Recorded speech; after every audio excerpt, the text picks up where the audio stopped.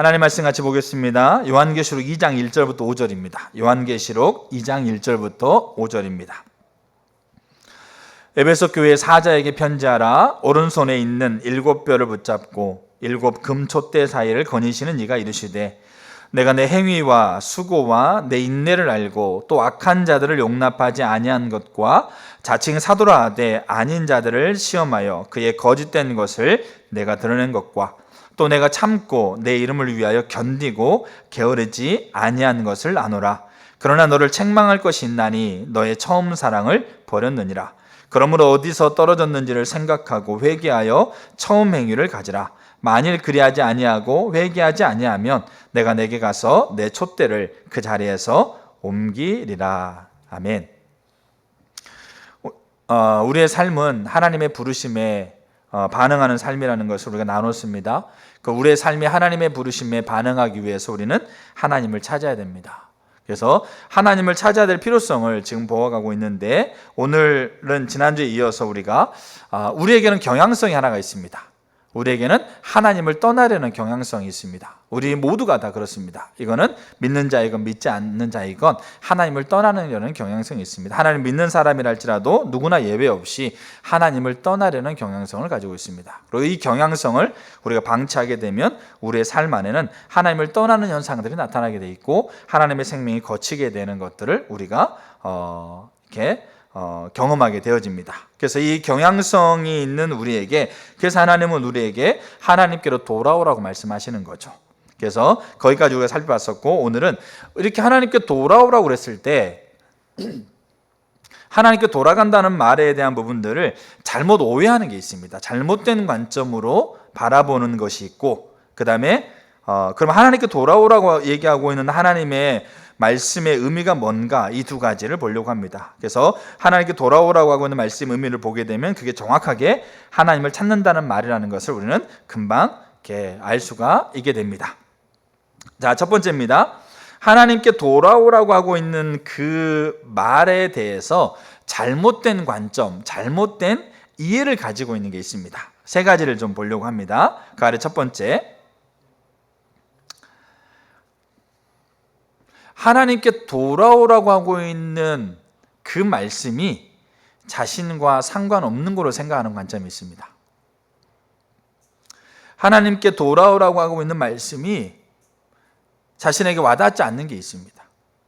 그러니까 이렇게 상관없고 자신에게 와닿지 않는 이유는 뭐냐면 하나님을 찾는다는 말의 의미를 알고 있기 때문에 그렇습니다. 신앙의 본질이라고 하고 있는 신앙이, 참된 신앙이 뭔가에 대한 지식을 가지고 있기 때문에 그렇습니다. 그리고 세상적으로 특별한 문제도 없고, 그 다음에 나름 종교적인 모습도 나름 가지고 있고, 나름 은혜도 있는 것 같아서 하나님께 돌아오라고 하는 그 말이 나에게는 어떻게 되는 겁니까? 별로 크게 상관이 없는 것처럼. 그러니까 이 말은 누구에 대한 해당되는 걸까요? 정말 하나님께 돌아와야 될 저 사람들, 정말 하나님께서 부르고 있는 저 사람들에게 해당되는 거라고 여기며, 어떨 때는 그들을 위해서 기도하기도 합니다. 근데 나와는 괴리감이 있는, 나에게는 와닿지 않고 나에게는 나와 상관없는 것으로, 여기에 대한 대표적인 예가 요한계시록에 나오고 있는 라오디게아 교회 얘기입니다. 요한계시록에 나오고 있는 라오디게아 교회는 요한계시록 3장 17절에 내가 말하기를 나는 부자라 부요하여 부족함이 없다. 그러니까 이들은 자기 자신들이 하나님을 향한 일정 수준의 종교적인 모습도 가지고 있고, 또 나름대로 하나님께서 경제적으로, 또 건강적으로, 관계적으로 나름대로 이렇게 원만하게, 그러니까 부자라 부요하여 부족함이 없다라는 것이 뭡니까? 갑부로 살아가는 그런 부분이 아니어도 나름 일상 안에서, 나름 삶의 자리에서 나름 누릴 건 누리고 입을 거 입고, 그렇게 또 관계 안에서 문제가 없고 평탄하고 그렇게 있는 모습이 있고, 거기에 또 종교적인 부분들도 그 다음에 갖춰져 있고, 나름 그렇게 은혜도 입은 것처럼 보이고, 그렇게 하다 보니까 하나님이 돌아오라고 하고 있는 메시지가 그들에게는 들리지 않습니다. 그들에게는 그게 와닿지 않습니다. 왜냐하면 그것을 이런 관점으로 이해하고 있기 때문에, 내가 가지고 내 삶 안에서 되어주고 있는 것들, 또 내가 가지고 있는 지식 안에서 그런 것들을 알고 있다 여기고 나름 하고 있다고 여기기 때문에 하나님께 돌아오라고 하고 있는 그 말이 나와 상관없는 것으로 여겨집니다. 그리고 아까 말씀드렸던 것처럼 그거는 정말로 하나님께 돌아와야 될 저들에 대한 얘기로 그렇게 치부해 버리기도 합니다. 이게 첫 번째입니다.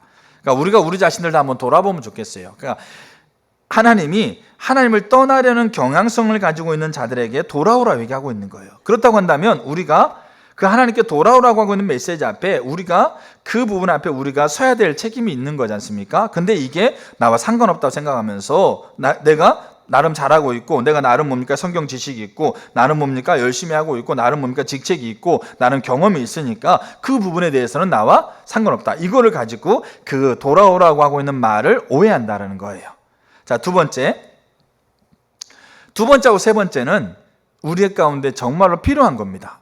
이 부분을 제가 이렇게 강조드리는, 이 부분은 우리에게 정말로 필요합니다. 그리고 이것을 우리가 놓쳐버리면 안 됩니다. 근데 이게 잘못된 관점이 될 수 있어요.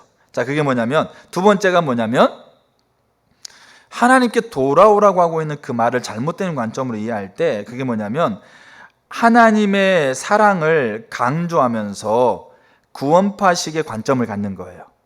그러니까 이걸 제가 이렇게 그런 마음이 들더라고요. 주중에 제가 있는데, 극단적인 선민사상이다. 자, 보세요. 하나님께 돌아오라 했을 때, 하나님께 돌아오라고 그랬을 때 우리가 그 하나님께 돌아가면서 우리가 뭘 만나냐면 뭘 만나겠어요? 하나님의 사랑을 만나요. 어마어마한 사랑은 내 죄를 용서할 뿐만 아니라 나의 모든 것을 다 품어주고 나의 모든 걸 다 용납해주는 하나님의 사랑을 만나요. 그 사랑을 만나고 그 사랑 안에서 내가 기쁘고 행복하고 만족스럽다라는 거죠. 근데 그게 하나님께 돌아오라고 하고 있는 그 말을 들었을 때, 그 말을 하나님께 내게 말씀하셨을 때, 그때 우리는 어떻게 생각하냐면 그 하나님의 사랑에서 내가 하나님의 사랑을 가지고 그 사랑 안에서 내가 용납되어지고 내가 하나님 사랑에서 자유해지기 때문에 그게 내게 하나님께 돌아가고 있는 것으로 여긴다는 거예요. 이스라엘 백성이 잘 보세요. 신명기 7장 6절에 뭐라고 이렇게 하나님 말씀하셨냐면, 너는 여호와 내 하나님의 성민이라. 내 하나님 여호와께서 지상 만민 중에서 너를 자기 기업의 백성으로 택하셨다. 하나님이 콕 집었어요. 온 우주를 창조하고 있는 하나님이 콕 집어가지고 이스라엘 민족을 콕 집어가지고 너의 민족은 내 거룩한 백성이다. 내가 천하 만민 중에서 내가 너를 택해서 내가 너를 내 기업으로 택했다. 이게 그들에게 어마어마한 사실이었어요. 그러다 보니까 이게 그들에게 뭐가 됐냐면, 이게 그들의 어마어마한 사실이면서 하나님께서 말씀하고 있는 놀라운 축복임에도 불구하고 이게 그들에게 뭐가 됐냐면 하나님께 돌아오라고 하고 있는 그 말씀을 가로막는 방패가 됐어요. 왜냐하면 극단적으로 나는 하나님이 나를 선택한 거야. 그 하나님의 선택 안에 내가 내 모든 것들이 다 들어있고 내 모든 것들을 다 용납할 수 있는 하나님의 사랑 안에, 그래서 하나님의 그 선택 아래 내가 뭐 해도 하나님한테 용납해주고 하나님한테 용서해주고 하나님은 뭡니까 축복해주고 하나님은 내게 은혜를 베풀 거라고 하고 있는 그 사랑이라고 하고 있는 그 하나님 나를 택했다고 하고 있는 그 사실 안에 이 모든 것들이 다 들어가 버린 거예요. 그러다 보니까 하나님이 이스라엘 백성을 향해서, 여러분 창세기부터 말라기까지요? 아니요. 예수님이 다시 오셔서 신약 계시록까지 하나님이 줄기차게 하고 있는 내용이 뭐냐면, 하나님이 선택한 이스라엘 백성들에게 먼저 하나님은 하나님께 돌아오라 얘기하고 있는 거예요. 근데 내가 하나님의 선민이다. 내가 하나님의 사랑을 받는 자다. 하나님의 사랑이 내게 있어. 그러니까 하나님께 돌아오라고 하고 있는 것에 대한 부분들을 잘못 이해한 거예요. 하나님께 돌아가면서 만난 게 뭐였냐면 그 사랑을 만났거든요. 그 사랑이 어마어마한 거예요. 근데 그 사랑을 만나면서 그 사랑 안에 내가 안심이 되어지고 만족이 되고 기뻐지다 보니까 그 사랑이 이제 나의 모든 것을 다 덮는 거예요. 나의 모든 것을 다 용납하는 거예요. 그러다 보니까 하나님께 돌아오라고 하고 있는 그 말이 그 사랑 안에서 그게 그 말의 의미가 막아져 버린다는 얘기예요. 이거를 가장 잘 보여주고 있는 예가 뭐냐면 극단적인 선민사상인데, 이거를 가장 잘 보여주고 있는 게 예레미야 7장이에요. 여러분, 예레미야 시대 때는 이스라엘이 지금 나라가 망하고 있는 거예요. 3차에 걸쳐서 바벨론과 전쟁이 일어나거든요. 근데 1차, 2차, 3차가 다 패해요. 1차 전쟁이 패하면서 자기의 자식이 죽고 자기 형제가 죽고 자기의 자녀가 포로로 끌려가고 이런 일들이 벌어지고 있다는 얘기죠. 근데 그런 상황 안에서 그들은 철저하게 뭘 지켰냐면 안식일을 지켰어요. 철저하게 안식일을 지키고 그 안식일을 지키면서 그 전쟁통에 그 뭡니까? 힘들고 어려운 상황 안에서도 그런 철저하게 예루살렘 성전에 가지고 하나님께 제사를 드렸습니다. 하나님께 예배를 드렸습니다. 나라가 전쟁에 의해서 나라가 지금 패해가고 있는데, 나라가 지금 하나님이 지금 그 생명을 하나님께서 은혜를 베풀고 있지 않는 상황이 지금 산더미처럼 쌓여 있는데도 그 상황 안에서 철저하게 하나님께 예루살렘 성전에 가서 예배를 드렸습니다. 근데 예레미야 선지자를 통해서 하나님이 그렇게 얘기하시는 거죠. 예레미야가 이스라엘 성전, 예루살렘 성전을 향해서 제사 지내러 가고 있는 이스라엘 백성에게 뭐라고 얘기하냐면, 예레미야 7장 4절 한번 보겠습니다. 7장 4절을 보게 되면, 너희는 이것이 여호와의 성전이라 여호와의 성전이라 여호와의 성전이라 하는 거짓말을 믿지 말라. 7장 8절, 더 무서운 말이에요. 보라, 너희가 무익한 거짓말을 의존하는도다. 정말 무서운 얘기예요, 이건 사실은. 그러니까 우리가 요 자리에 우리가 빠질 수 있다는 얘기예요. 이게 하나님께 돌아오라는 말을 잘못된 관점으로 이해하게 됐을 때 우리가 이 자리에 빠져요. 그럼 이게 무슨 말이냐면, 자, 먼저 첫 번째로, 지금 이스라엘 백성이 예레미야 시대 때 이스라엘 백성이 예배 드리러 가고 있는 예루살렘 성전 있지 않습니까? 그러면 이 예루살렘 성전이 예루살렘 성전이라고 하고 있는 사실 자체가 거짓말은 아닙니다. 그러니까 그 예루살렘 성전이 예루살렘 성전이라고 하고 있는 사실 자체가 거짓말이 아니라는 얘기예요. 그 말은 무슨 말이냐면, 예루살렘 성전은 뭐냐? 하나님이 다윗에게 하나님께서 약속하신 게 있어요. 언약하신 게 있어요. 다윗아, 너와 너의 가문, 너의 자녀들이 이스라엘을 영원히 통치할 거다. 그리고 그 영원히 통치해 가면서 이제 만왕의 왕이신 메시아가 너의 가문을 통해서 나오겠다. 그게 하나님께서 다윗에게 하고 있는 약속이에요. 이 약속을 이어가지고 누가 성전을 만듭니까? 솔로몬이, 이 다윗이 하나님께서 하나님 다윗의 가문의 왕으로 통치하시고 메시아를 보내시는데, 그 왕으로 통치하는 것에 하나님께서 그 이름을 두시고 함께 하고 있다라고 하고 있는 그 다윗하고 맺는 언약. 그러니까 하나님께서 함께 하셔서 다윗의 자손들이 왕이 되는 거잖아요. 통치하는 거잖아요. 그러니까 하나님의 보호와 통치가 다윗과 너의 가문 가운데 영원토록 함께 하겠다는 약속인 거예요. 그 약속을 솔로몬이 유지로 이어받아 가지고 만든 곳이 뭐냐면 예루살렘 성전인 거예요. 그러니까 예루살렘 성전은 다윗의 유지가 담겨져 있는 거예요. 다윗의 언약이 담겨져 있는 거예요. 하나님이 다윗에게 함께 하심을 통해서 그들을 보호하고 지키고 돌봐서 다윗의 가문이 영원히 왕이 되겠다고 하고 있는 그 약속을 성취하겠다라고 하고 있는 하나님의 마음이 담겨져 있는 거예요. 그렇기 때문에 솔로몬이 성전을 짓고 나서 뭐라고 기도하고 있죠? 역대 우리가 지난주에 살폈던 6장에, 이 성전은 하나님의 집인데 하나님이라는 분이 실제로 거할 수 있는 곳이 아닙니다. 온 우주를 창조하신 하나님이, 온 우주를 발판 삼고 계신 하나님이 내가 지은 이 성전에 와 계신다는 것은 이거 말도 안 되는 겁니다. 근데 하나님이 저희 아버지 다윗에게 약속하셨던 그 약속, 그 언약이, 이 성전이 그 언약을 담고 있는 상징입니다.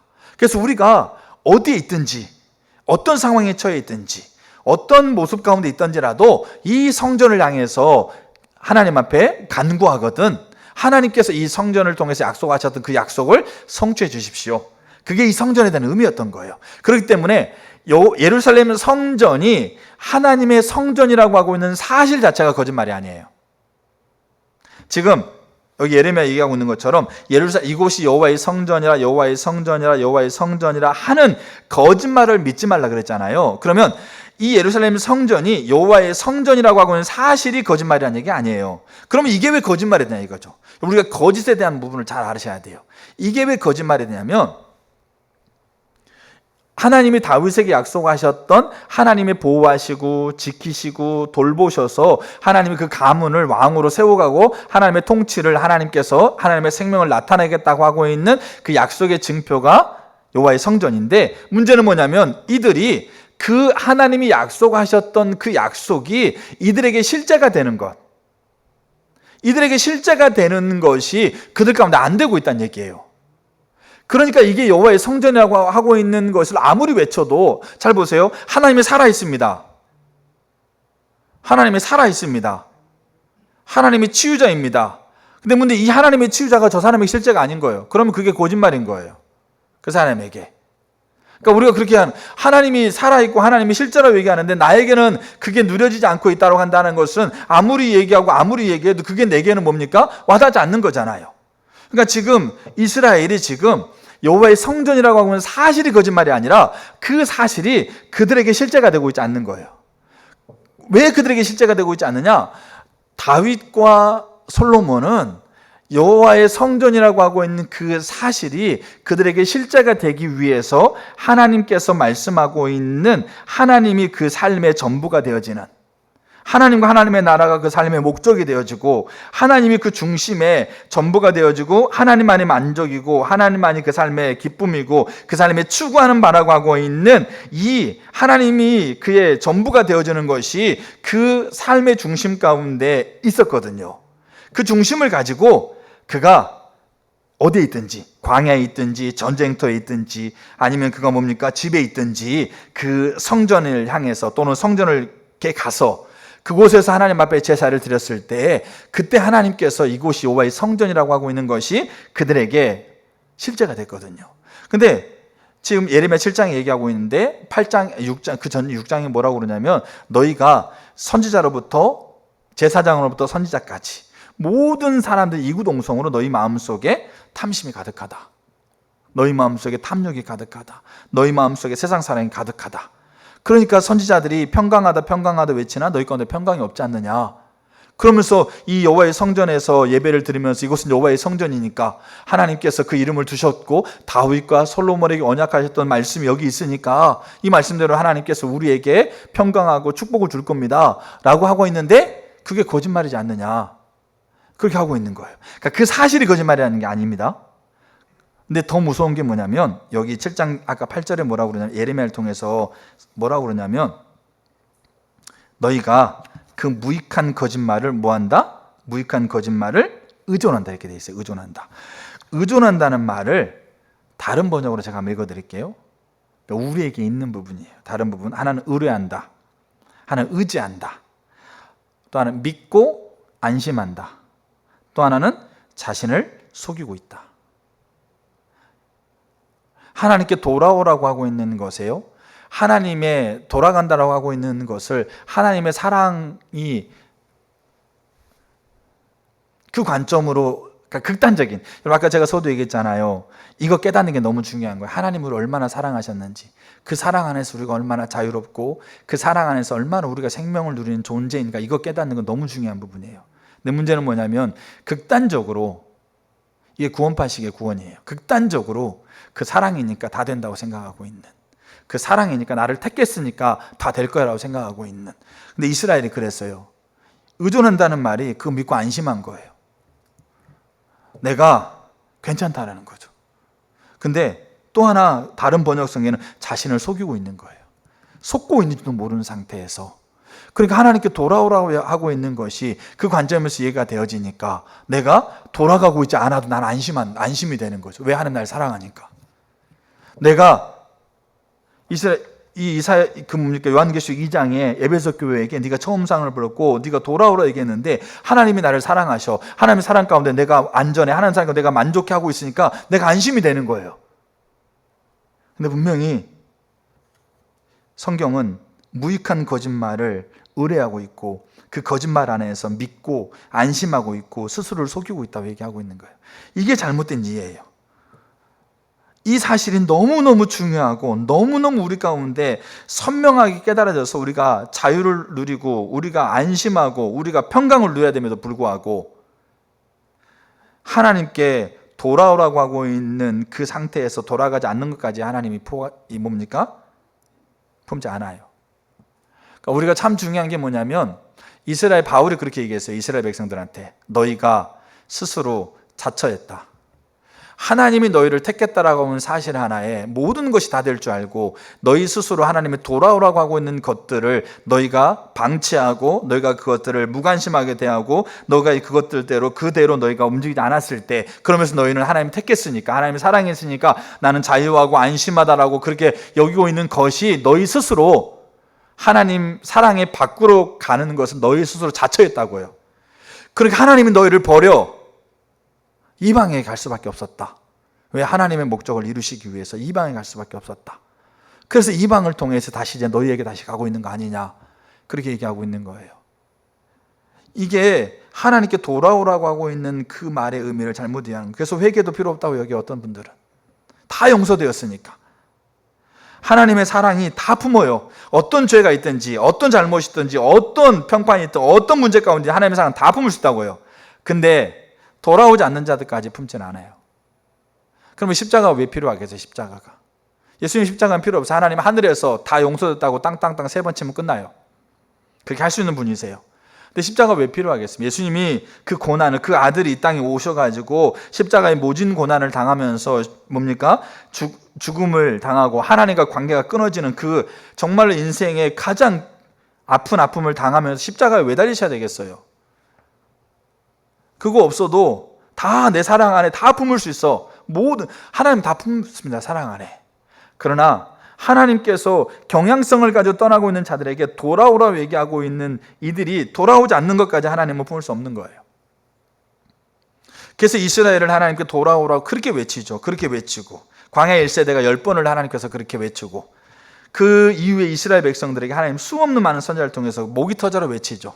왜? 그 사랑으로 품기니까. 그 섬기는 하나님의 성민으로 선택했으니까 그들을 품기 위해서 그 안으로 들어오라고 하나님은 계속해서 외치는 거죠. 근데 거짓말을 붙들고 그 거짓말을 가지고 안심하고 거짓말을 가지고 스스로 속이면서 있는 자들을 하나님은 어떻게 하시는 거예요? 하나님은 그들을 그 안에 들어오지 않는 이들을 하나님은 품을 수가 없는 거예요. 그래서 여러분 요한계시록에 에베소 교회 소아시아 7개 교회를 얘기하지 않습니까? 에베소 교회부터 첫 번째가 에베소 교회고 마지막가 라오디게 교회예요. 근데 이게 뭐 지리적으로 뭐 이렇게 뭐 위치적으로가 아니고 의도가 있어요. 그래서 신학자들 중에서는 에베소 교회가 초기 교회다. 그러면 라오디가 교회는 예수님 다시 오실 때 가까우는 세대 말적인 교회다. 이렇게 표현하기도 해요. 근데 그것도 일리가 있는 부분이에요. 그러니까 저는 보면서 에베소 교회 문제가 해결되지 않으면 라오디가 교회 열매가 나타나게 돼 있어요. 그러니까 라오디가 교회 열매는 결국 에베소 교회 문제에 해당되는 부분이에요. 근데 라오디가 교회는 뭐겠어요? 부자라 부유와 부족함이 없다고 그랬어요. 하나님이 그 사랑 안에서 내게 이렇게 은혜를 주시고 하나님은 그 사랑 안에서 모든 걸 품고 하나님의 사랑 안에서 그렇게 되어주고 있으니까 내가 안심한 거예요. 근데 예수님 문 밖에 계셨거든요. 예수님과 아무런 상관없는 거예요. 라오디게 교회가 구원을 받아서 신분적으로 하나님의 자녀이지만 그 일생의 삶의 자리에서는 예수님과 전혀 상관없는 거예요. 근데 우리는 그렇게 생각해요. 그래서 하나님께 돌아오라고 하고 있는 그 중심이 하나님이 아닌 다른 것으로 대체하고 있는데 하나님이 아닌 다른 것이 그 우상이 되고 있는데 하나님을 더 하나님만으로 만족하고 그 나라가 그 안에 열망이 안 되고 있으면서 그 마음이 지금 경향성을 떠나고 있는데 그 하나님께 돌아오라고 하고 있는 부분들을 들었을 때 그 사랑을 가지고 막아서는 겁니다. 이게 그 사랑을 깨닫는 게 너무 중요한 부분이고 그 사랑을 깨달아야 돼요. 근데 이 사랑이 우리가 그 잘못된 관점으로 하나님께 돌아오라고 하고 있는 말의 의미를 잘못되게 이해한다는 겁니다. 그 다음에 세 번째, 하나님께 돌아오라고 하고 있는 그 말의 의미를 잘못 이해하는 게 뭐냐면 하나님을 향해서 더 많은 행동을 하려고 하는 거예요. 이것도 너무 중요해요. 하나님을 향해서 더 열심을 내고 하나님을 향해서 더 하나님이 기뻐하는 행동을 취하는 거요. 이게 너무 중요한 부분이에요. 근데 하나님께 돌아오라고 하고 있는 말의 의미를 이렇게 이해하는 거죠. 내가 기도 1시간 하고 있었는데 하나님이 마음 중심에서 또 하나님의 여러 가지 상황 안에서 내게 하나님께 돌아오라는 말을 하나님께 했을 때 우리가 내가 1시간 더 기도해야 되겠구나. 내가 더 예배에 잘 참석해야 되겠구나. 내가 더 성경 내가 하루에 3장만 읽고 있는데 10장씩 읽어야 되겠구나. 이거 너무 중요하다고요. 알겠죠? 근데 좀 더 네 번째 보면 우리가 그 말을 이해하게 돼요. 너무 중요합니다. 근데 우리는 그 행위가 해야지 어떻게 무엇을 더 해야만 하나님께 돌아가는 것을 우리가 이해하는 거예요. 그래서 여기 잘 보여주고 있는 게 뭐냐면 대표적으로 보여주고 있는 게 말라기 3장 7절이에요. 자, 이렇게 얘기하고 있어요. 만군의 여호와가 이르노라 너희 조상들의 날로부터 너희가 나의 규례를 떠나 지키지 아니하였도다. 그런즉 내게로 돌아오라. 그래야면 내가 너에게로 돌아가리라. 하나님께 말씀하셨어요. 그랬더니 너희가 이르기를 우리가 어떻게 하여야 돌아갑니까? 초점 어디가 있어요? 우리가 뭘 더 열심히 해야 될까요? 우리가 우리가 하고 있는 것에 뭘 더 우리가 더 해야 될까요? 그리고 여기에와 같은 의미에서 신약 예수님이 있었던 사건을 기록하고 있는 게 부자 관원의 이야기예요. 자, 누가복음 18장을 보게 되면 다 이 관점인 거예요. 자, 누가복음 18장에 어떤 관리가 젊은 관리라고 다른 성경 표현되어 있어요. 어떤 관리가 예수님을 찾아와요. 찾아와서 뭐라고 하냐? 이 관리는 여부 있지 않습니까? 그냥 이렇게 그 당시의 관리는 정말로 성경 지식에 통달하고요. 그 다음에 율법적인 삶을 제대로 살아가는 사람들이 관리가 됐어요. 자, 그 배경을 가지고 자, 관리가 물어 이르되 예수님을 뭐라고 부릅니까? 선한 선생님 이렇게 불러요.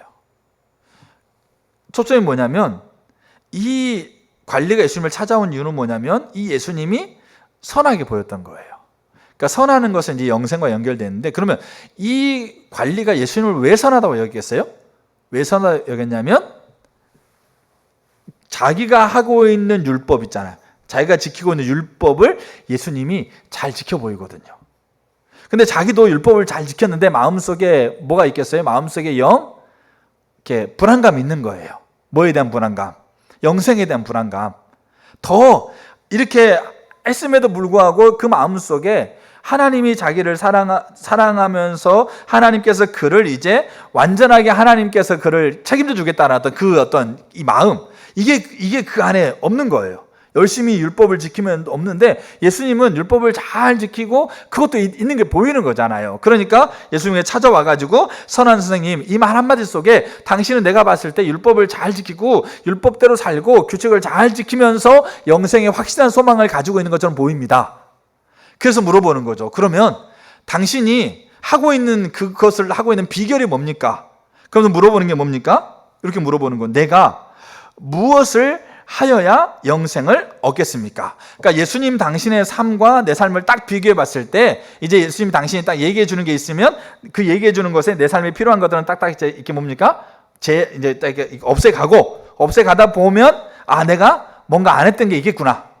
그럼 요거를 하면 이제 당신처럼 내가 보고 있는 규칙을 지키고 규례를 지키면서 영생에 대한 확신을 가지고 있는 것이 나에게 되겠구나. 요 생각을 가지고 있는 거죠. 그리고 와가지고 어떻게 하여야, 무엇을 하여야 영생을 얻겠습니까? 그러니까 요게 하나님께 돌아오라고 하고 있는 것에 가지고 있는 잘못된 관점이라고요. 근데 예수님이 이제 계명을 지켜라. 그러면서 이제 뭡니까? 이 계명 쭉 얘기했잖아요. 이제 조건을 다 리스트를 얘기하잖아요, 예수님이. 그러니까 이제 이 사람도 그 조건을 딱딱딱 이제 자기가 했는지 안 했는지를 이렇게 체크를 해간다는 겁니다. 다 체크를 해보니까, 다 했는데 나도? 이거죠. 나도 다 했는데? 그래서 예수님 다 했어요. 뭐 더 해야 될 게 있을까요? 이렇게 얘기하는 겁니다. 그랬을 때 예수님이 뭐라고 얘기하냐면, 네가 가지고 있는 것을 가난한 자들에게 네 재산을 다 팔아서 가난한 자들에게 나눠주고 그 다음에 나를 따르라 그랬어요. 그러니까 이거는 이런 개념이 아니에요. 무엇을 해야 될까요? 얘기했을 때 무엇을 하라고 예수님이 가르쳐준 거 아니에요. 무엇을 하라고 가르쳐준 것처럼 보이시죠? 그러니까 다 제거해 보니까 예수님 특별한 거 없는 것 같은데요? 다른 거 없어요? 그러니까 이제 그 다른 것, 해야 될 것을 예수님이 네 재산을 팔아가지고 가난한 자에게 나눠주고 나를 쫓으라고 하고 있는 그 무엇을 행해야 될 거에 대한 이 질문에 대한 답변으로 제시해주고 있지만 그 답변은 이 질문을 하고 있는 관원이 의도하고 있는 그 의도에 맞는 답변이 아니었다라는 거죠. 그럼 어떤 답변이겠어요? 이 답변은? 무엇을 하여야 하는 것에 대한 답변이 아니고 무엇을 하여야 하고 있는 것에 시작점에 대한 답변이에요. 왜? 그 시작점을 통해서 어디로 가니까요? 무엇을 하여야 하고 있는 그 일들이 일어나는 거니까. 그래서 여기 보게 되면 그 관원이 그 시작점이 고민되는 거죠. 시작점은 뭐겠어요? 여러분, 어떤 사람은 돈이 그의 하나님을 대체하는 수단일 수 있어요. 그래서 어떤 사람에게 만 원 하나만 이렇게 돼도 엄청 불안하고 화가 나는 사람이 있는데 어떤 사람은 돈이 대체물이 아닌 사람이 있어요. 그럼 수십억을 갖고 대놔도요 꿈쩍하지 않아요. 그 사람에게는 돈이 대체물이 아니니까. 근데 그 사람은 돈이 대체물이 아니라고 그래서 그 사람 다 온전하나? 그렇지 않아요. 다른 거 가지고 되면 돈이 대체물인 사람과 똑같이 부르르 떠는 거, 염려하고 근심하고 걱정하는 거 딱 걸린, 자녀일 수도 있고 평판일 수도 있고 다 그런 거예요. 근데 이 관원에게는 다른 거는 다 대체물이 아니었어요.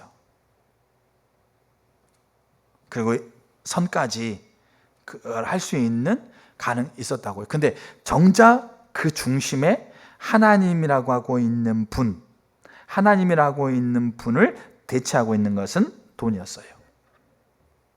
그리고 그 돈을 이제 가지고 그 돈이 하나님을 대체하면서 그 경향성을 가지고 흘러가고 있는 것을 어떻게 하는 겁니까? 그가 방치한 거죠.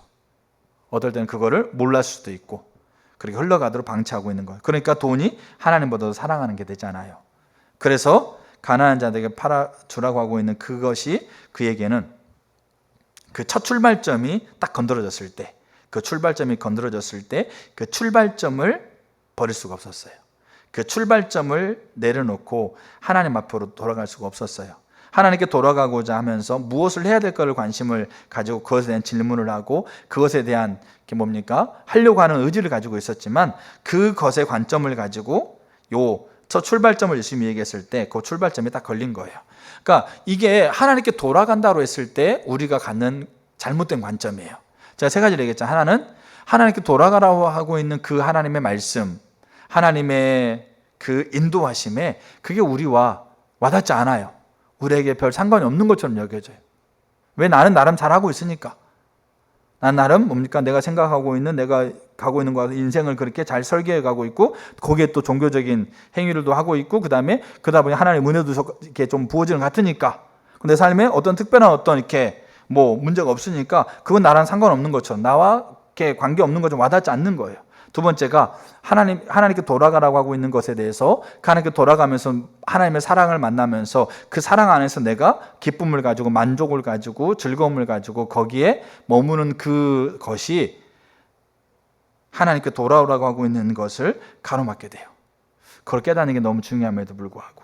그리고 세 번째가 하나님께 돌아오라고 하고 있는 것을 뭔가를 하나님을 향해서 뭔가를 더 열심히 더 잘해야 되고 더 거기에다 덧붙여야 되는 것으로 생각한다라는 거죠.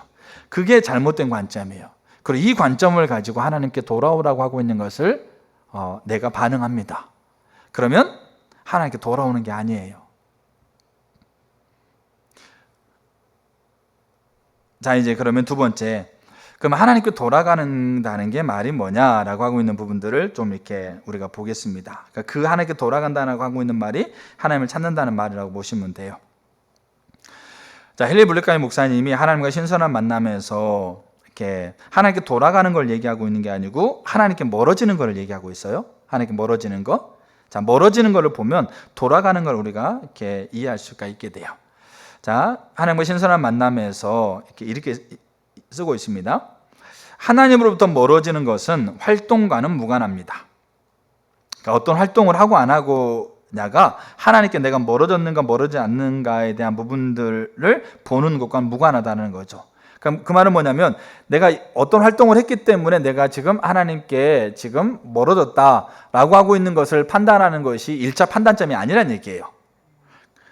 알겠죠? 우리가 하나님께 멀어지면 그 행동을 하게 돼, 활동을 하게 돼 있어요. 근데 그 활동을 하고 있는 여부가 하나님께 멀어졌다라고 하고 있는 것의 시작점, 그 시작점을 판단하는 것에 이렇게 조건이 1차 조건이 아니다. 이걸 얘기합니다. 무관하다는 말은 그 활동이 있고 없고 여부가 전 상관없다 얘기는 하는 게 아닙니다.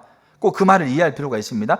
내가 하나님께 떠나는 것의 첫 지점, 첫 시작점이 요거를 가지고 판단해서는 안 된다. 요거 이렇게 얘기하는 겁니다. 자, 그러면서 이렇게 얘기하고 있는. 그러면 하나님을 떠난다는 것의 시작점을 어디에 둬야 되냐 이거죠. 저 여러분들이 하나님을 떠난다는 것의 시작점을 어디에 둬야 되냐. 그러니까 이거는 우리가 판단하는 게 아니고 하나님이 판단하는 거예요. 하나님이 하나님 백성들에게 하나님을 떠났다라고 하고 있는 지점을 어디로 보냐 이거죠. 그 지점이 당신의 마음이 급진적으로 이동하는 것과 상관이 있습니다. 우리의 중심이 이 카르디아, 알겠죠? 이 중심의 자리가 급진적으로 이동하는 것과 연결되어 있다는 거죠. 그러면서 하나님으로부터 떠나는 것은 일정한 진행 과정을 겪습니다. 그것은 당신의 마음이 하나님으로부터 돌아서는 것에서부터 시작됩니다. 출발점이 어디라는 겁니까? 활동이 아니고 그래서 기도했던 사람이 기도 안 하고 예배 잘 참석했던 사람이 예배 잘 참석 안 하고 그 활동이잖아요. 그 활동이 하나님을 떠난 시작점이 아니란 얘기예요. 그 시작점은 진행 과정을 거치면서 그 행동들이 드러나고 있는 거죠. 그러면 하나님이 봤을 때 너희가 나를 떠났다라고 하고 있는 그 시작점을 어디서 보냐면 그들의 마음이 하나님에게서 뭐 하는 겁니까? 돌아서는 거예요. 그러면 하나님에게서 돌아선다는 말이 뭐냐?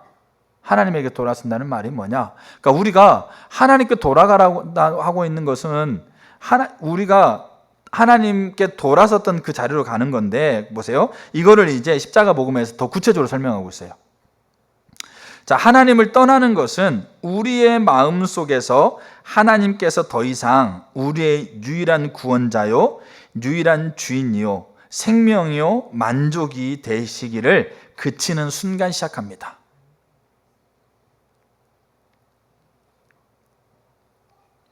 우리가 하나님을 떠나는 것은 매우 미세한 것으로서 많은 경우에 우리는 자신이 하나님께로부터 멀리 떠나 있다는 사실을 깨닫기 전까지 그 사실을 모릅니다.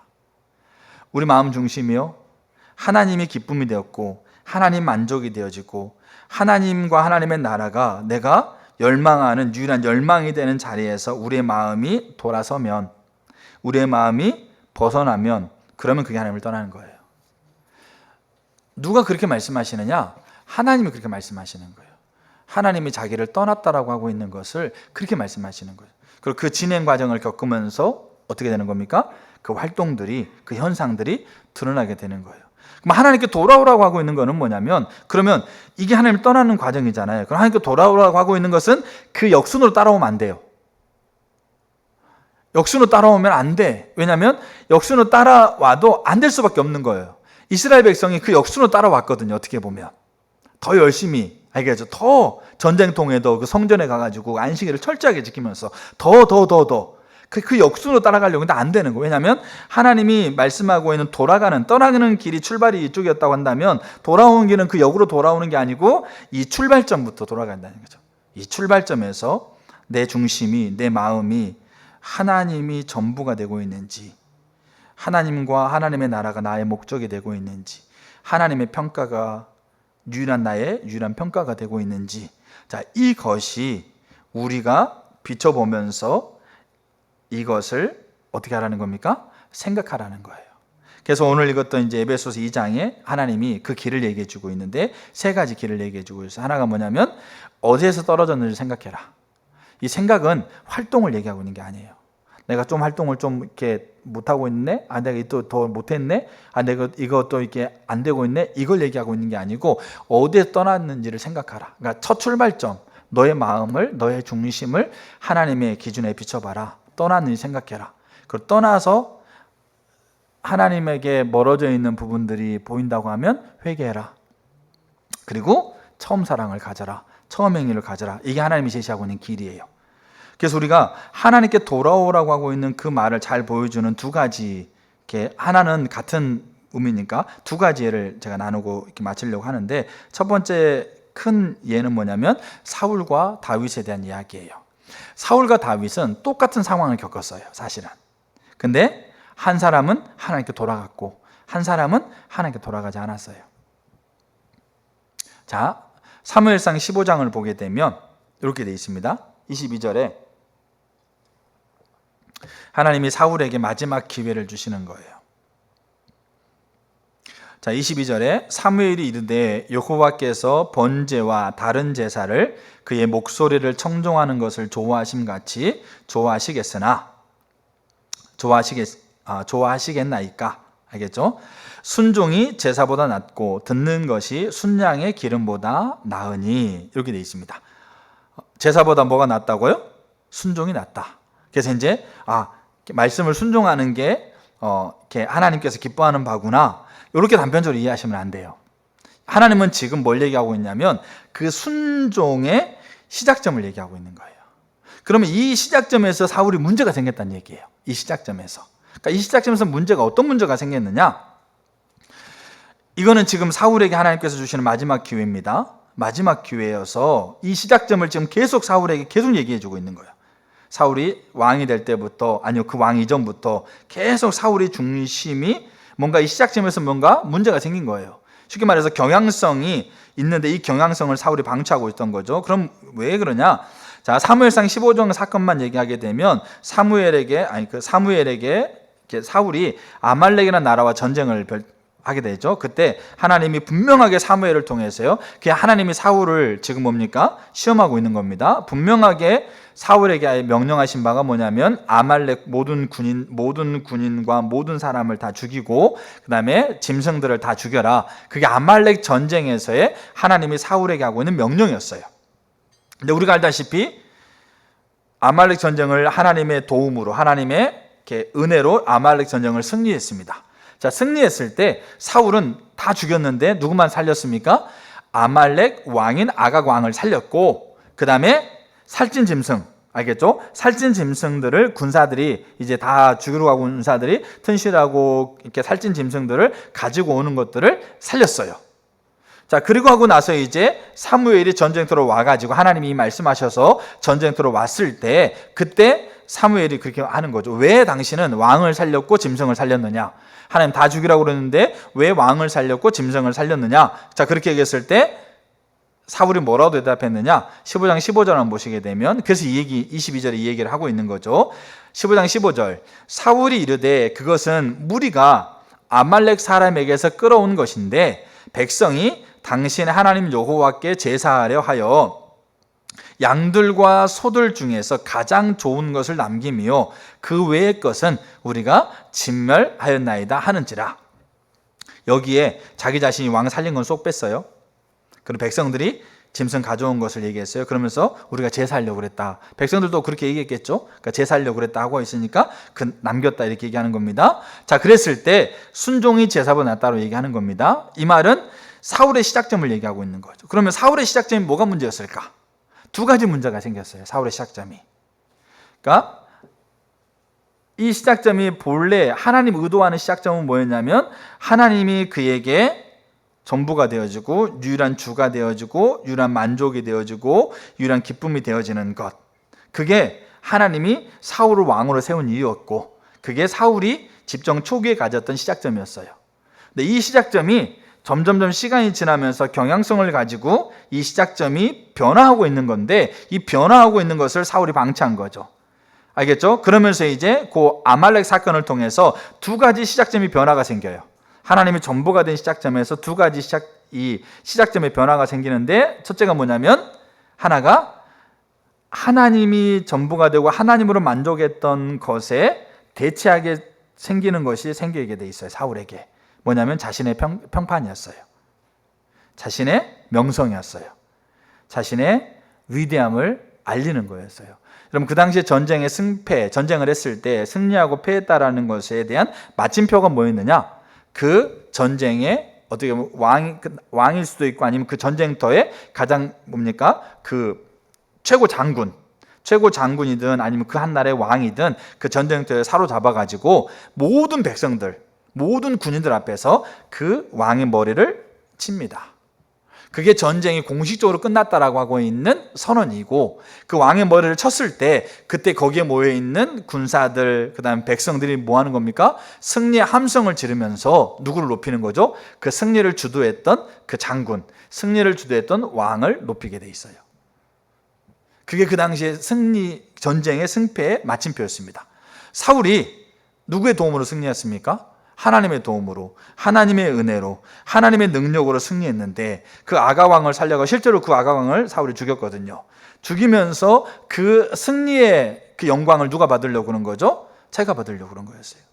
그리고 이 사무엘상 15장에는 자기를 위해서 기념비를 세웠거든요.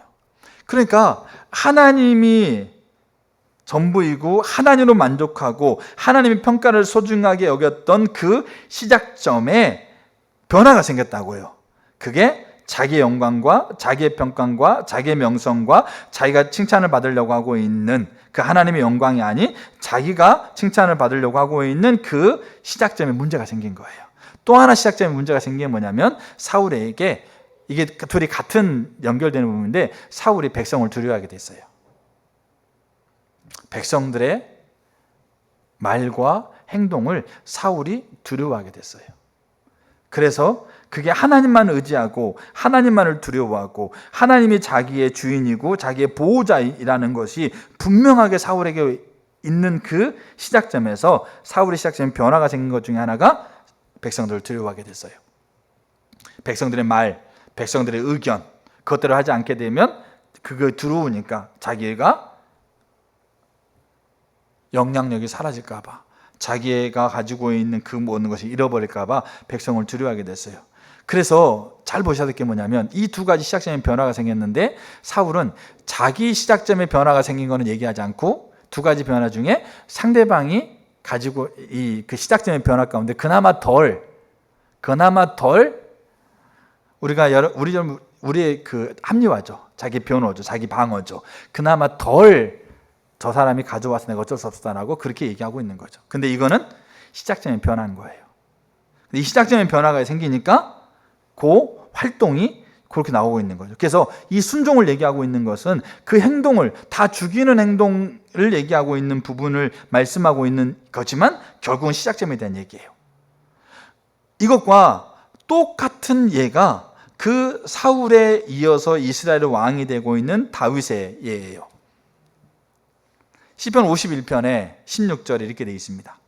똑같은 시작점의 변화를 겪었어요, 다윗이. 이게 다윗은 하나님을 떠나는 경향성을 끊임없이 쳐내고 하나님 앞에 갔거든요. 왜냐하면 다윗이 사울이 자기를 죽이려고 그러죠. 형들이 아버지가 자기를 인정하지 않죠. 이런 여러 가지 상황 안에서요. 끊임없이 경향성을 가지고 흘러가고 있는 것들을 끊임없이 그것들을 하나님께로 하나님 중심으로 가져가려고 끊임없이 애썼던 사람이에요. 그래서 생각하고 회개하고 돌이키고 이런 과정들을 끊임없이 했던 사람이에요. 근데 그럼에도 불구하고 다윗이 시편 51편에 밧세바를 범하는 사건 이후에 사울에게는 하나님이 사무엘을 보냈죠. 다윗에게는 나단 선지자를 보냈어요. 자, 16절 이렇게 얘기합니다. 주께서는 제사를 기뻐하지 아니하시나니 그렇지 아니하면 내가 드렸을 것이라. 주는 번제를 기뻐하지 아니하시나이다. 주께서 구하시는 제사는 상한 심령이라. 상하고 통회하는 마음을 주께서 멸시하지 아니하시리이다. 여러분, 우리는 이걸 이렇게 이해하면 안 돼요. 여러분, 우리도 죄 지으면 마음이 상합니까 안 상합니까? 상합니까 안 상합니까? 상하죠. 제가 제 아이들한테 아빠 이제 마지막 얘기한다. 이제 아빠 화날 것 같다. 근데 또 하면 화를 내요. 진짜. 근데 화를 내고 나서 얼마나 제 자신이 얼마나 창피하고 얼마나 비참하든지 후회해요. 내가 또 그거 했다. 내가 또 그거 했어 하나님. 또 내가 그거 했던 내 모습입니다 하나님. 이거 얘기하는 게 아니에요. 상하고 통회하는 심령은. 우리 다 그렇게 하고 서잖아요.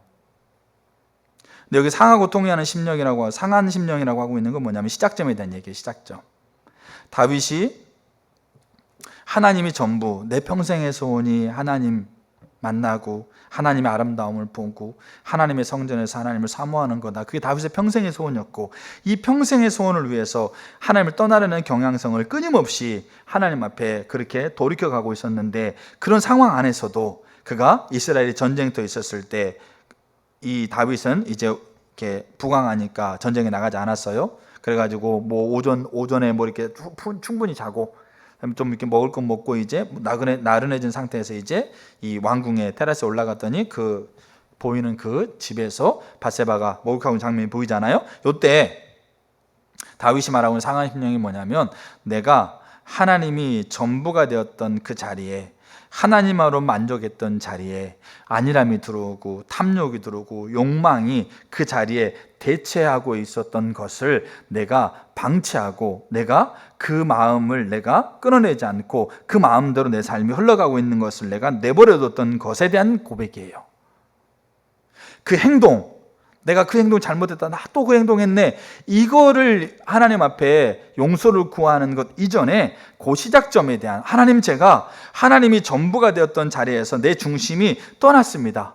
하나님만이 만족이었던 자리에서 안일함이 들어오고 탐욕이 들어오고 욕망이 들어오고 성적인 욕구가 들어오고 있는 그것을 내가 방치하고 있었습니다. 그것에 대한 하나님 앞에 통회하는 것이 상한 심령인 거예요. 다윗은 그렇게 하나님 앞에 섰어요.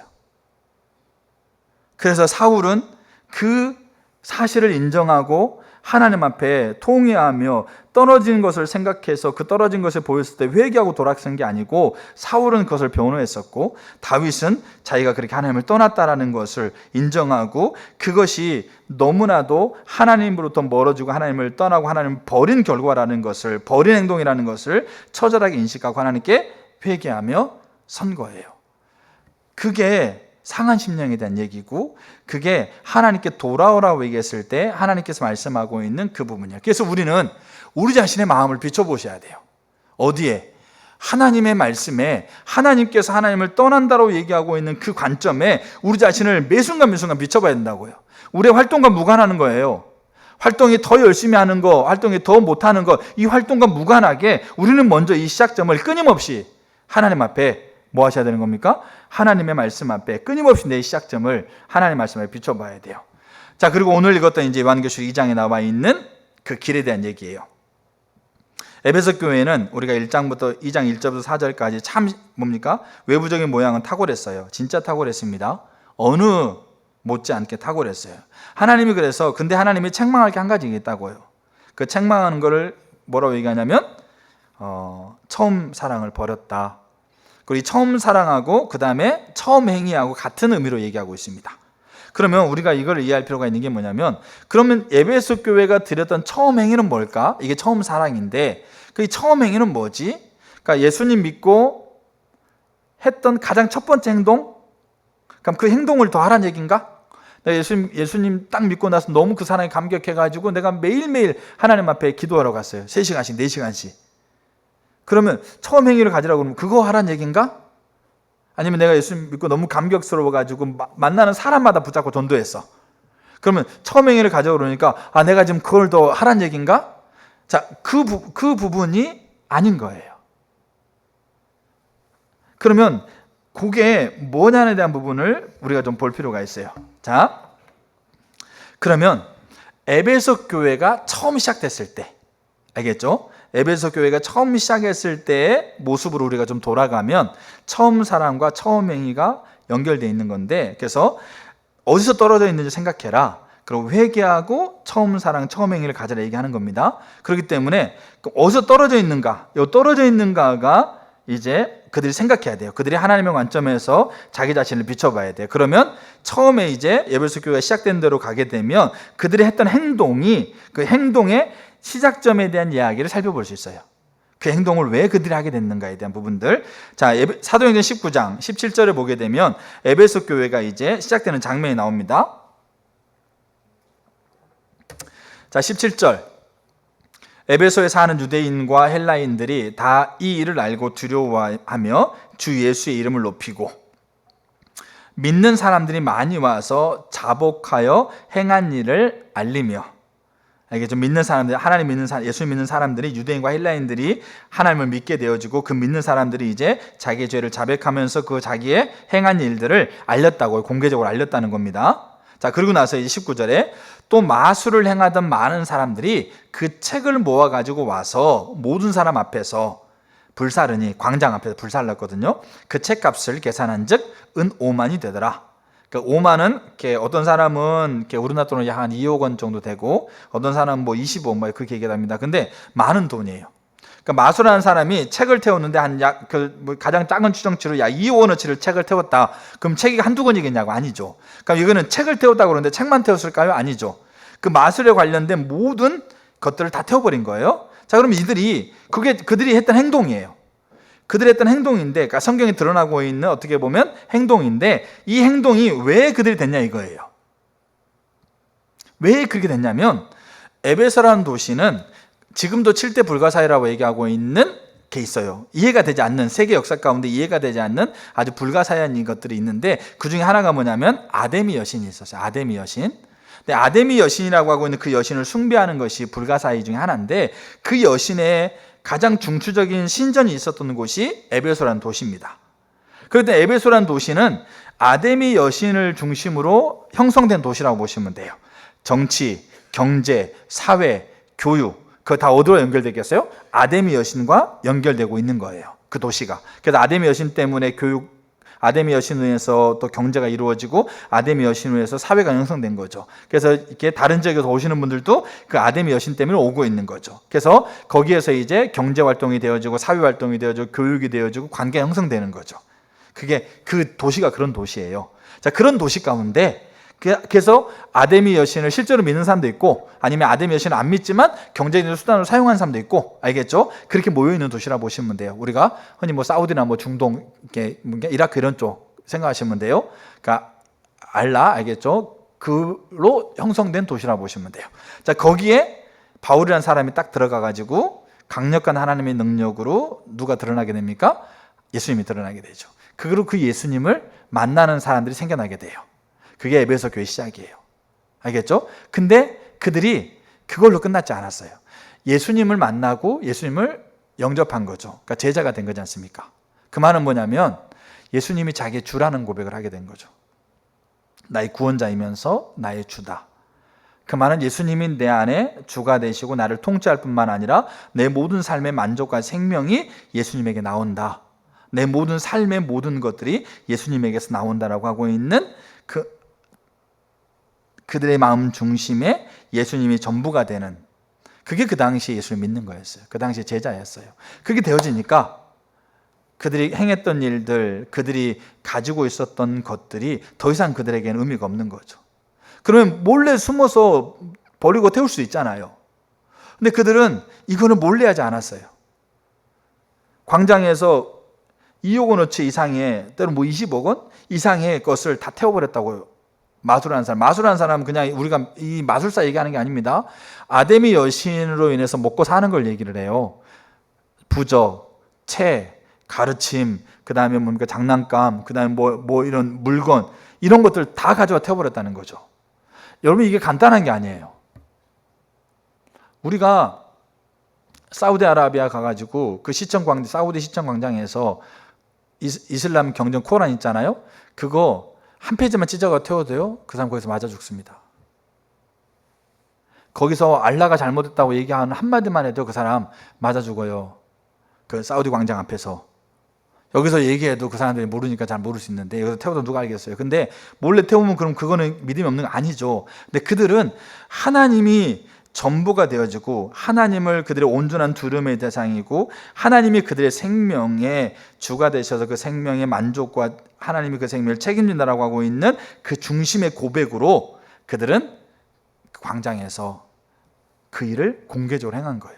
그 공개적으로 행한 것 때문에 그들은 심각한 어려움을 당하는 것들이 에베소 요한계시록에 나와요. 여기 나오지 않습니까? 그들을 괴롭히고 힘들게 하는 것을 너희가 견뎠다, 인내했다, 수고했다. 이게 그 영향인 거예요. 그 영향. 근데 그들은 그렇게 했어요. 왜냐? 그 시작점의 부분이었어요. 하나님의 전부가 되는 것을 가지고 그들은 그 어마어마한 일을 했거든요. 때로는 그 일에 동참하지 않는 분도 있을 수 있겠죠. 그러나 시작점이 그랬다는 거죠. 근데 이 시작점이 그래서 그들이 이제 에베소 교회가 인내하고 견디고 버티면서 여러 가지 외부적인 활동도 여러 가지 생기는 부분이 있었는데, 문제는 뭐냐면 그 외부적인 모습들이 생겨가고 그 다음에 더 하나님 앞에 모여서 하나님 앞에 견디고 수고하고 인내하고 하는 부분이 있었지만, 어느새부턴가 모르게 그 시작점이 하나님을 떠나는 경향성을 가지고 시작점에 변화가 생기고 있는데, 그 변화가 생기고 있는 것들을 그들이 방치했다라는 거예요. 그들이 때로는 그걸 깨닫지 못할 수도 있고, 그러나 저는 분명히 하나님께서 그들에게 가르쳤다고 생각해요. 말씀하셨다고 생각해요. 근데 그들이 그걸 방치한 거예요. 그래서 하나님이 하는 말씀이 너희가 하고 있는 행동들이 있지만 너희에게 처음 사랑을 버렸다. 그래서 하나님이 제시하고 있는 길이 뭐냐면 어디에서 떨어지는지 생각해 보라 이거죠. 너희 마음 중심을 비춰보란 얘기예요. 직책이 있고 모양은 있고, 그 다음에 하나님 앞에 나와서 먼 거리라도 하나님께 나와서 예배 드리고 있는 모습은 있고, 그 다음에 나름 뭡니까? 하나님 앞에 기뻐하는 행동을 하고 있는 부분이 있다 할지라도 너희 마음을 끊임없이 어떻게 보라는 거죠? 끊임없이 너의 마음을 비춰보란 얘기예요. 그러나 에베소 교회 안에는 처음 행위를 버린, 처음 행위, 하나님께서 말씀하고 있는 처음 행위에서 그가 벗어나고 있는 부분들이 반드시 있었어요. 그게. 그래서 하나님이 에베소 교회를 살리기 위해서 그 정말로 하나님을 향해서 기뻐하고 있는 그 모습들이 정말 하나님이 기뻐하는 정말 참된 모습이 되게 하기 위해서 에베소 교회에게는 하나님께서 말씀하시면서 그 하나님께서 어디에서 떨어져 있는가를 생각해 보라고 얘기하고 있는 거예요. 그 중심을 생각해 보고 말씀 앞에 비춰보고 그렇게 하게 되면 그 중심이 하나님의 전부가 되어지고 하나님을 사랑하고 하나님만을 만족했던 것에서 너희가 대체되거나 너희가 다른 것을 더 사랑하는 것이 너희가 하나님께서 비춰주겠다라는 거예요. 그럼 그거 회개하고 그리고 그 시작점을 다시 가지고 그 행위들을 하라는 거예요. 그게 처음 행위였어요. 우리가 말씀을 마무리하면서 우리가 우리 자신을 이 하나님의 말씀 앞에 끊임없이 비춰봐야 돼요. 어떨 때 갑자기 짜증나는 생각, 염려, 근심이 들어올 때가 있잖아요. 그럴 때 우리가 우리 자신을 끊임없이 요 자리에 하나님 말씀의 자리에 비춰봤을 때 내 중심을 비춰봤는데 내 중심이 하나님만의 전부가 되고 하나님만을 만족하고 있는 부분들이 내 중심인 것 하나님이 그렇게 비춰오세요. 그럼 지금 짜증나고 불안하고 염려하는 건 뭡니까? 나와 상관없는 거예요. 그럼 예수 이름 끊으면 돼요. 그거는 회개할 게 아니고 예수 이름 끊어버리면 돼요. 그러나 우리가 우리 자신들을 경향성을 가지고 있기 때문에 매 순간마다 내 자신들을 하나님 앞에 내 중심을 비춰봤을 때 하나님에게 떨어져 있는 부분들이 이게 어떤 의미인지 여러분들 아마 이렇게 이해하셨을 거예요. 떨어져 있는 분이 생각나면 그러면 회개하셔야 돼요. 그 외에는 수가 없어요. 그거 동의하고요. 그거 회개하고요. 그게 애통이에요. 그게. 하나님이 내게 전부로 오고 있는 것만으로도 나는 감히 감당할 수 없는데 그 하나님이 내 안에 계시고 그 하나님이 나를 사랑하셔서 그 하나님이 나를 책임져 가고 있는 그 하나만으로 나는 감당할 수 없는데 근데 그 하나님이 자기의 전부를 주고 나를 그렇게 사랑하셔서 나 또한 그 하나님을 전부로 삼는 것을 하나님께서 그렇게 원하시는데 내가 그 마음에서 떠나 있는 게 보이면 그걸 동의하고 회개하는 것이 그게 우리가 해야 될 마땅할 하나님께 돌아가는 행동이에요. 그리고 그 시작점을 가지고 이제 우리의 삶을 하나님께 하나님 제가 짜증이 나고 염려가 생기는데 뭐 때문에 그렇습니까? 어떻게 해야 됩니까? 그렇게 물어가면서 하나님이 주시는 길을 따라서 그 행위를 하는 거죠. 이게 처음 행위예요. 이게 처음 사랑이고 오늘날 하나님 백성들에게 이게 필요해요. 지금 예배드리고 있는 이 예배가 지금 내가 기도하고 있는 기도의 하나가 지금 내가 하나님께서 말씀하고 있는 것에 내 삶에 시간을 들여서 섬기고 있는 섬김 하나가 하나님께 돌아가는 그 모습 안에서 그 행동 하나하나가 우리 가운데 되어지는 게 필요하다는 거죠. 그게 하나님을 찾는 겁니다. 그게 하나님을 만나는 거고 하나님께 돌아가는 겁니다. 그래서 오늘 우리가 우리 자신들을 하나님 말씀에 비춰보시기를 축복합니다. 축복하고요. 그래서 매 순간 왜냐하면 우리 경향성은 계속 우리가 가지고 가고 있기 때문에 이것을 우리 자신들이 계속 비춰보면서 근데 우리가 그러니까 이런 부분들을 얘기하면 굉장히 많이 불안할 수가 있어요. 근데 불안할 필요가 없는 게 뭐냐면 이미 그것을 완성하신 하나님의 그 일을 성취하신 하나님의 십자가와 그 사랑 그래서 그 사랑을 깨닫는 게 너무 중요한 거예요. 그 사랑이 우리를 안심케 하는 거예요. 우리 사랑이 우리를 평안케 하고 그 사랑이 우리를 만족하게 하는 거예요. 그러나 잘못된 이해를 가지고 접근하게 되어지게 되면 우리가 방종으로 가고 있는데도 그 사랑이 나를 괜찮게 한다라고 하는 것에 방종으로 가고 있는 것인데도 그것을 가로막는 방패가 되면 안 되는 거죠. 그래서 오늘 우리가 하나님께 돌아가기 위해서 우리 하나님을 찾아야 된다. 그래서 하나님께 돌아간다는 것이 어떤 의미가 있는 것을 우리가 좀 이렇게 살폈습니다. 그래서 여러분들이 말씀 앞에 여러분 자신들을 비춰보는 그런 은혜가 있기를 축복합니다. 아멘. 같이 우리 찬양 같이 하고 기도했으면 좋겠습니다.